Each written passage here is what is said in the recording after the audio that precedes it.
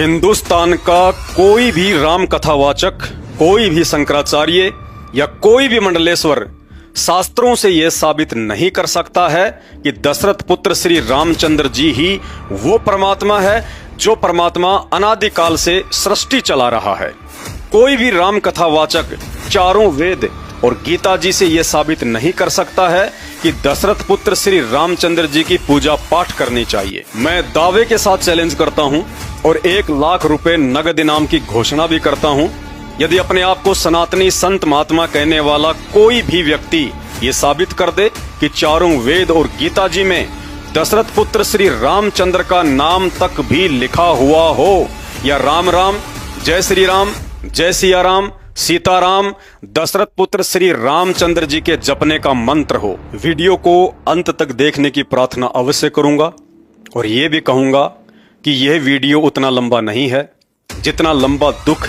आने वाले युग परिवर्तन के समय में इस वीडियो को ना देखकर आधे अधूरे भगवानों की भक्ति करते रहने के चलते आप जी भोगने वाले हैं। मैं आपके अंदर एक चेतना जागृत करना चाहता हूं कि जिस तरह गणित की पुस्तकों को पढ़े बिना आप एक गणितज्ञ नहीं बन सकते, MBBS की पुस्तकें पढ़े बिना आप एक डॉक्टर नहीं बन सकते, और साइंस की पुस्तकें पढ़े बिना आप एक वैज्ञानिक नहीं बन सकते, ठीक इसी तरह चाहे आप हिंदू हैं या मुसलमान, अपने धर्म की पुस्तकों को पढ़े और समझे बिना ना ही तो आप भगवान की पहचान कर सकते हैं और ना ही एक सच्चे भगत बन सकते हैं। और 2028 तक युग परिवर्तन के समय आने वाले भयंकर विनाशकारी समय में दुनिया को सिर्फ भक्ति ही बचा सकती है और कोई सहारा नहीं है।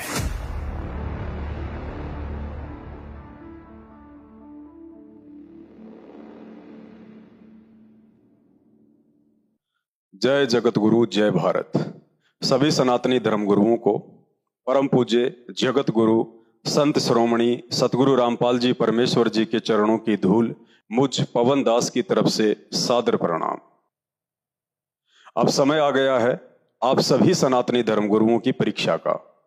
अब आप प्रमाणित जवाब देने से बच नहीं सकते। अब देश की युवा पीढ़ी ना ही तो पूर्व काल की तरह अनपढ़ है और ना ही धर्मशास्त्रों में लिखी हुई सच्चाई से अनजान है। अब उन्हीं धर्मशास्त्रों से आप लोगों से सवाल पूछे जाएंगे जिन धर्मशास्त्रों को आप बचपन से ही पढ़ते और दुनिया को पढ़ाते आ रहे हैं, और जिन धर्मशास्त्रों की आड़ में सदियों से आपके परिवार का पालन पोषण होता आ रहा है। इसलिए यदि आज शिक्षित युवा पीढ़ी के मन में उन्हीं धर्मशास्त्रों में लिखी हुई बातों को लेकर शंका या संदेह उत्पन्न होता है या मन में कोई सवाल उठता है, तो उन्हीं धर्मशास्त्रों से सबूतों के साथ उनका समाधान करना भी आप धर्मगुरुओं की ही जिम्मेदारी बनती है। मेरा जन्म एक हिंदू परिवार में हुआ है। बचपन से ही रामायण और महाभारत सुनता आ रहा हूं, लेकिन जब अपनी आंखों से रामायण को पढ़ा तो पता चला कि दशरथ पुत्र श्री रामचंद्र जी के भगवान होने के विषय में जो बातें हमें बचपन में धर्मगुरुओं या कथावाचकों से सुनने को मिलती थी और टीवी सीरियल में हम देखा करते थे, यथार्थ में वे सब बातें धर्मशास्त्रों में लिखी हुई बातों से बिल्कुल भी मेल नहीं खाती हैं। धर्मगुरु कहते हैं कि दशरथ पुत्र श्री रामचंद्र जी परमात्मा हैं, सत्यनारायण हैं। इन्होंने ही सारे ब्रह्मांडों की रचना की है और संचालन भी कर रहे हैं। इनकी मर्जी के बिना ना ही तो दुनिया चलती है और ना ही पत्ता हिलता है। श्री रामचंद्र चाहे तो कोढ़ी को काया, निर्धन को माया, बांझ को पुत्र और मृत्यु को जीवन में बदल सकते हैं। ये जब चाहें सृष्टि में प्रलय कर सकते हैं और चाहे तो पुनः उत्पत्ति भी कर सकते हैं। इनसे बढ़कर और कोई भी सर्वशक्तिमान परमात्मा सृष्टि में दूसरा नहीं है। मात्र अपने धार्मिक धंधे के लिए या फिर अपनी अज्ञानतावश हमारे धर्मगुरुओं द्वारा दशरथ पुत्र श्री रामचंद्र जी के लिए बढ़ा चढ़ाकर बोली गई इन तमाम जुबानी बातों में कितनी सच्चाई है, ये तो हमारे धर्म ग्रंथ ही बता सकते हैं। तो चलिए आज उन्हीं धर्म ग्रंथों में लिखी सच्चाई को आधार बनाकर मैं सभी सनातनी धर्म गुरुओं से सवाल करता हूं, यदि दशरथ पुत्र श्री रामचंद्र ही वास्तव में सृष्टि को रचने व चलाने वाले परमात्मा है और एकमात्र इन्हीं की भक्ति करनी चाहिए, तो आखिर इस विषय में हमारे धर्मशास्त्र क्या कहते हैं। भाइयों और बहनों, भक्ति का आधार होता है भगवान, अर्थात भक्ति तो उस समय शुरू की जाती है जब यह विश्वास हो जाए कि जिसकी मैं भक्ति शुरू करने जा रहा हूं वास्तव में वो भगवान है भी या नहीं, उस महापुरुष में भगवान वाला कोई लक्षण है भी या नहीं, वो महापुरुष मेरे जीवन में आने वाले संकटों का समाधान करने में सक्षम है भी या नहीं, वो महापुरुष मेरे मन की बात जानने वाला अर्थात अंतर्यामी भगवान है भी या नहीं। समय आने पर वो महापुरुष अपनी भक्ति की शक्ति को साबित करने में समर्थ है भी या नहीं, उसकी भक्ति में वो शक्ति है भी या नहीं जिससे मेरा मोक्ष संभव हो, उसका जीवन चरित्र मेरे से उत्तम है या नहीं जिस पर किसी को उंगली उठाने का मौका भी ना मिले। क्योंकि पवित्र गीता जी के अनुसार यह दुर्लभ मनुष्य योनि मात्र एक पूर्ण परमात्मा की पहचान करके केवल उसी की भक्ति करके मोक्ष प्राप्ति के लिए मिलती है। इसलिए दृढ़ होकर भक्ति पर लगने से पहले यह पहचान अति आवश्यक है कि मेरा इष्ट जिसकी भक्ति में शुरू करने जा रहा हूं क्या वास्तव में वो एक पूर्ण परमात्मा है जिससे ऊपर सृष्टि में अन्य कोई भी देव महादेव नहीं है,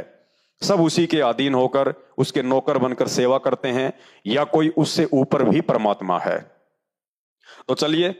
ये सब जानने के लिए सबसे पहले हमें भगवान की परिभाषा से परिचित होना पड़ेगा कि भगवान किसे कहते हैं, और साथ ही यदि दशरथ पुत्र श्री रामचंद्र जी ही भगवान हैं तो भगवान के लक्षण श्री रामचंद्र जी की जीवन लीला से मेल करके देखते हैं कि वे कहां तक के भगवान हैं। पॉइंट नंबर 1, शास्त्र प्रमाण देते हैं कि दशरथ पुत्र श्री रामचंद्र जी विष्णु जी के अवतार थे, जबकि श्री मददेवी भागवत पुराण गीता प्रेस गोरखपुर से प्रकाशित कोड नंबर 1133 पहला स्कंद पेज नंबर 27 में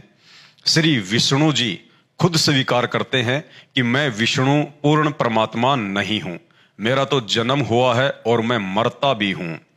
तथा मैं विष्णु दुर्गा देवी से ऊपर किसी को नहीं जानता, उसी की पूजा करता हूं और उसी के अधीन होकर सृष्टि का पालन पोषण करने की जिम्मेदारी से बंधा हुआ हूं। अर्थात शास्त्रों से प्रमाणित हुआ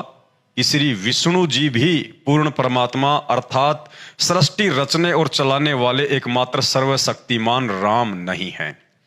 क्योंकि राम किसी के अधीन होकर कार्य नहीं करता और ना ही राम कभी जन्म व मृत्यु से बंधा हुआ होता है, जबकि दशरथ पुत्र श्री रामचंद्र जी तो मात्र श्री विष्णु जी की कुछ अंश शक्ति लेकर त्रेता युग में राजा दशरथ की पत्नी कौशल्या के गर्भ से जन्मे थे। राम शब्द तो मात्र उनके शरीर का नाम था, अर्थात उनकी पहचान थी, जैसे आप और हमारे शरीर के नाम होते हैं। इससे यह साबित हो जाता है कि श्री रामचंद्र जी वह समर्थ भगवान या राम नहीं है जिस राम की शक्ति से अनादिकाल से यह सृष्टि चलायमान है,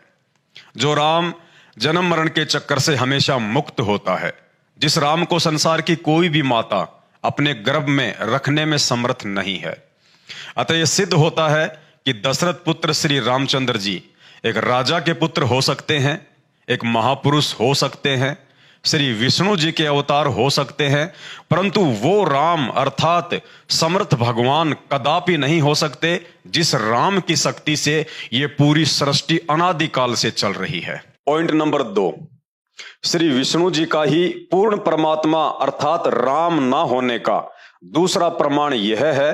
कि राम तो सृष्टि में विद्यमान सभी आत्माओं का अर्थात प्राणियों का उत्पत्ति करता होता है, जन्मदाता होता है, इसलिए भगवान के ऊपर किसी भी प्राणी का श्राप या दंड असर नहीं करता है। लेकिन शास्त्र प्रमाण देते हैं कि श्री विष्णु जी को उन्हीं के भगत नारद जी ने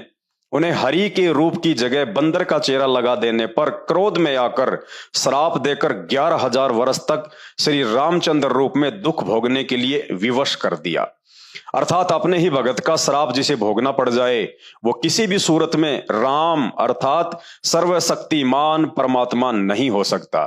क्योंकि हमारे चारों वेद उस पूर्ण परमात्मा अर्थात राम की महिमा से युक्त हैं, जिसमें यजुर्वेद अध्याय नंबर 1 का मंत्र नंबर 15 और अध्याय नंबर 5 का मंत्र नंबर 1 बार बार यह गवाही दे रहा है कि परमात्मा घोर से घोर पापों का नाश कर देता है, परमात्मा जीव को किसी भी बंधन या श्राप से मुक्त कर देता है।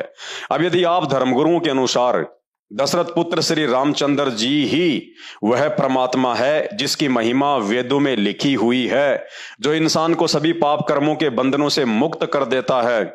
तो दशरथ पुत्र श्री रामचंद्र जी स्वयं नारद जी के श्राप से अपने आप को मुक्त क्यों नहीं कर पाए। अतः यह सिद्ध होता है कि दशरथ पुत्र श्री रामचंद्र जी